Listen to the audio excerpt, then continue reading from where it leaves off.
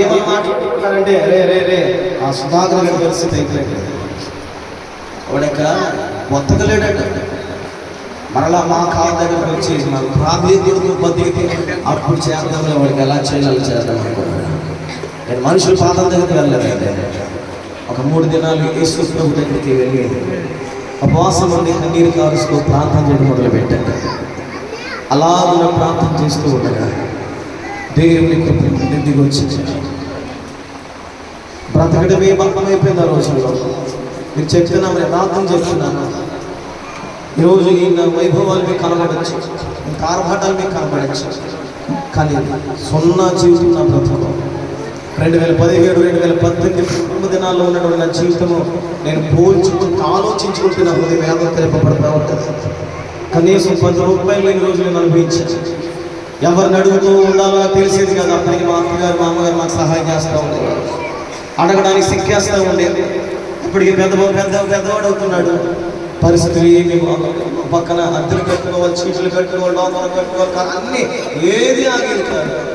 ఏం చేయాలి అందమైన స్థితిలోనే ఉన్నప్పుడు ఒకరోజు 2018 సంవత్సరం జూలై 8వ తారీఖున ఆదివారం దినాన్న తమ్ముడు ఐజియా నామవార ప్రాంతంలో బిడ్డ ఉంటాడు. ఒక చిన్న వాళ్ళకి ఇల్లు ఉంది అక్కడ. ఆ రోజున గుడిసె, ఆ గుడిసె దగ్గరికి మేము వెళ్ళి ఒక చిన్న ఆరాధన నేను చేసుకునేవాడు. ఆ గుడిసెలు ఎంతమంది వచ్చేవారు తెలుసా? తమ్ముడు, వాళ్ళ అమ్మగారు, వాళ్ళ అక్క, నేను అలాగూ కలిసి దేవుని మేము ఆరాధన చేస్తూ ఉండగా బలి బయట మీద నిలబడి నిజంగా దేవుని యొక్క సాక్ష్యంగా బలుగుతుందండి. నిరాకారణ బ్రతుకు, అర్థవంతము కాని నా బ్రతుకులు ఆ మధ్యాహ్నం 2:30-3 గంటల సమయంలో ఈ గుడి పక్కన నుండి ఒక స్వరం వినబడుతుంది. నేను ఆరాధిస్తున్నాను దేవుని దగ్గర. నిజంగా చెప్తున్నాను, ఆనపర్తిలో సేవ చేయలే అనే ఆశ నాకు ఎప్పుడు రాలేదండి. దేవాన్ని ఎప్పుడైనా ఎక్కడికైనా పంపుతా అక్కడికి సేవ చేస్తాను అనుకుంటుండేవాడిని. ఎందుకంటే పరిస్థితులు నాకు తెలుసు, స్థితిగతులు నాకు తెలుసు. నా వల్ల కాదు, ఎందుకంటే నా దగ్గర ధనం లేదు, నా తల్లిదండ్రులు బలవంతులు శక్తివంతులు కాదు, నా వెనక ఉన్నవారు కొన్ని లక్షల రూపాయలు లెక్కించి స్థలం కొనుక్కునే పరిస్థితి నా దగ్గర ఎవరి దగ్గర లేదు. నాకు ఏ విధమైన ఆలోచన లేనప్పుడు ఆయన వాక్కు నా దగ్గరికి వచ్చింది. దేవునికి స్తుతిగా. ఆ రోజు ఆ ప్రాణు దగ్గరికి ఇచ్చిన వాక్కు నాకైతే 2018 సంవత్సరం జూలై 8వ తారీఖు మధ్యాహ్నం సమయంలో నా ఎదుగు వచ్చి ఆయన మాట్లాడుతున్న మాట తెలుసా? నా కుమారుడా, తిరిగి నీ గృహానికి వెళ్ళి అక్కడ సేవ ప్రారంభించింది. మొదటి మాట విన్నాక భయం అనిపించింది. నేనేంటి అనపత్తుల సేవ ప్రారంభించింది, ఉన్నది అద్దుకుంటున్నాను. ఈ ఏరియా అంతా కూడా దేవుని నమ్మలేనటువంటి ఏరియా కదా. నా ఇంటి గల వారు కూడా ప్రభుని నమ్ముకోలేదే. నేను వెళ్ళి సేవ చేస్తాను, యేసు ప్రభుని సువార్త ప్రకటిస్తానంటే ఒప్పుకుంటారా అని సందేహంలో ఉన్నాను. 2వ వారు మరలా నాకు ఆ మాట వినబడింది. నా కుమారుడా, నేను నీకు తోడై ఉన్నాను, నువ్వు భయపడొద్దు, నీవు వెళ్ళిన చోటకి వెళ్ళి వస్తాను, నువ్వు వెళ్ళి ప్రారంభించని దేవుడు 2వసారి మాట్లాడాడు. మీకు విషయం చెప్తాను చూడండి. దేవుడు మాట్లాడింది, నీ ఆత్మ మాట్లాడింది, లేదా నీ మనసు ప్రేరేపించింది, దానికి వ్యత్యాసం చెప్తాను చూడండి. నీ మనసు అన్నదనుకో పెద్దగా బలం అనిపించచ్చు, ధైర్యం కలగదు. నీ ఆత్మ ప్రేరేపించింది అనుకో, ప్రేరేపించిన గడియలో ధైర్యంగా ఉంటుంది, ఆ తర్వాత మరలా నిరసించిపోతా ఉంటుంది. అదే స్వయముగా దేవుడే మాట్లాడాడనుకో ధైర్యం స్థిరముగా నిలబడుతుంది. దేవునికి స్తోత్రాలు. అలాగా మోషే తన సైన్యాన్ని తీసుకుని ఇశ్రాయేలు తీసుకుని అక్కడ కూర్చు నిలబడ్డాడు. ఒక పంట దగ్గర ఎవరు మాట్లాడకండి. ఒక్కరు చేసే పని 10 మంది ఎందుకు మాట్లాడతారు?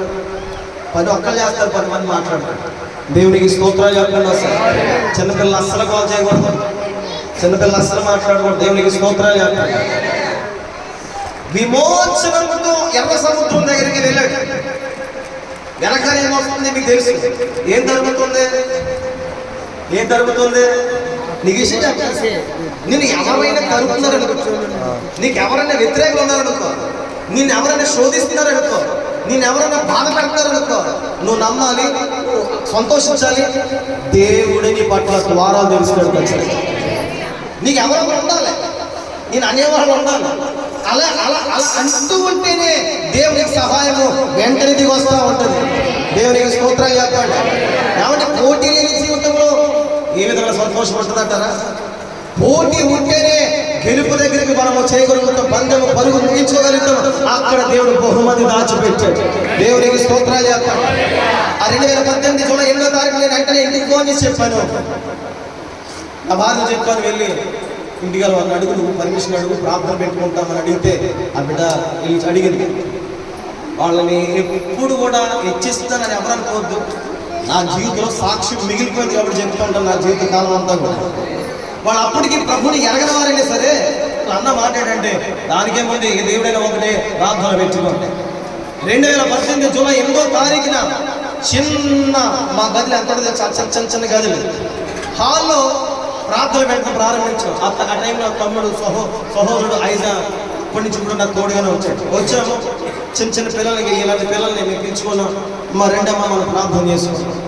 ప్రారంభించిన దేవుడు ఇప్పటి వరకు ఎలాగ రూపం ఇచ్చి కొనసాగిస్తున్నాడు.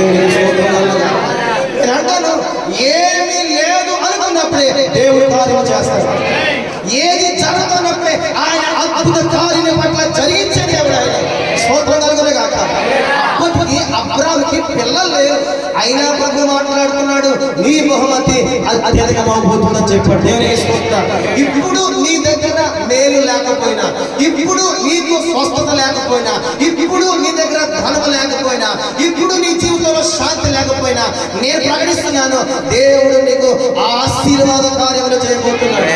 నీ దగ్గర ఏమీ లేనప్పుడే ఆయన వాక్కు వస్తూ ఉంది. నీ దగ్గర ఏమీ లేనప్పుడే ఆయన నీతో మాట్లాడుతున్నాడు. ఈ రోజు నీతో మాట్లాడే మాట నేనున్నాను, నువ్వు భయపడకు. దేవునికి స్తోత్రాలు చెప్పండి. ఎవరున్నారు మనకి? ఇశ్రాయేలు నడిపించిన దేవుడే, అనేక మంది మన పితృలు నడిపించిన దేవుడే, పరిశుద్ధ గ్రంథంలో ఎంతమంది భక్తులు నడిపించిన దేవుడే మనకు కూడా ఉన్నాడు. ఎవరుకున్నాడు? మోషే భయపడిపోయి ఇలా ఆకాశంలోకి పెరిగి ప్రార్థన చేస్తున్నాడు. ముందు ఎర్ర సముద్రం ఉంది, వెనకాల ఫరో సైన్యం ఉంది. మా బ్రతుకులు లేకుండా కొంతమందిలో ఒక అపోహ ఉంటుంది. ప్రభు నమ్ముకున్నాం, శ్రమలు ఎక్కువైపోయాయి, ప్రభు దగ్గరికి వచ్చాం, చింతలు ఎక్కువైపోయాయి.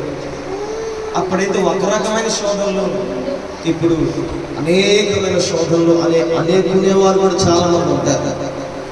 ఇంకో విషయం చెప్పండి, నిన్ను చూచి అనేవారు కూడా చాలా మంది ఉంటారు. వాళ్ళందరికీ ఒక చిన్న సమాధానం, మీకు కూడా ఒక విశ్వాసం పలికేంటంటే, ముందు వెనకాల అడ్డుగోడలు వేసిన ఆ అడ్డుగోడల నుంచి అడ్డుగోడలు తొలగించి అందులోనే మార్గం వేసే దేవుడు యేసు ప్రభువు. నేను చెప్తున్నాను ఖచ్చితంగా 2024లో నీ స్థానం దేవుడు మార్చబోతున్నాడు. ఒకసారి ఆమె చెప్పండి. పక్క వారు షేక్ హ్యాండ్ ఇవ్వండి, ఒకసారి షేక్ హ్యాండ్ ఇవ్వండి, పక్క వారికి షేక్ హ్యాండ్ ఇవ్వాలి. చేతులు ఇచ్చుకోండి, ఎవరు కాదు చేతులు ఇచ్చుకోండి. ఆ మొక్కలు చూడండి, మా పక్క వాళ్ళు మొక్క షేక్ హ్యాండ్ ఇచ్చుకోండి. ఇప్పుడు చెప్పండి, దేవుడు నీకు నాకు బహుమతి ఇవ్వబోతున్నాడు. అత్యధికమైన బహుమతి ఇవ్వబోతున్నాడు, ఉన్నతమైన బహుమతి ఇవ్వబోతున్నాడు, పట్ట చాలానంత ఉన్నతమైన బహుమతి ఇవ్వబోతున్నాడు. ఆమె చెప్పండి. హల్లెలూయా.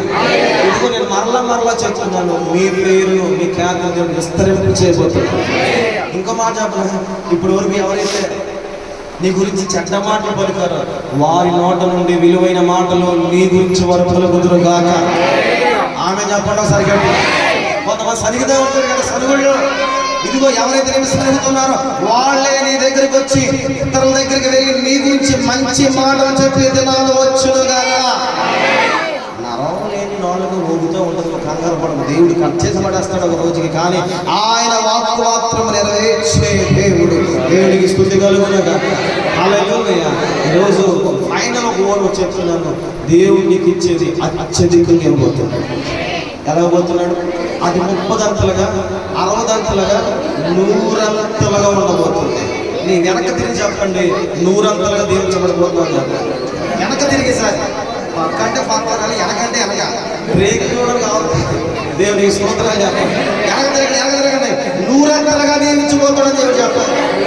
గట్టిగా 100 ఎలా చేయబోతున్నాడు?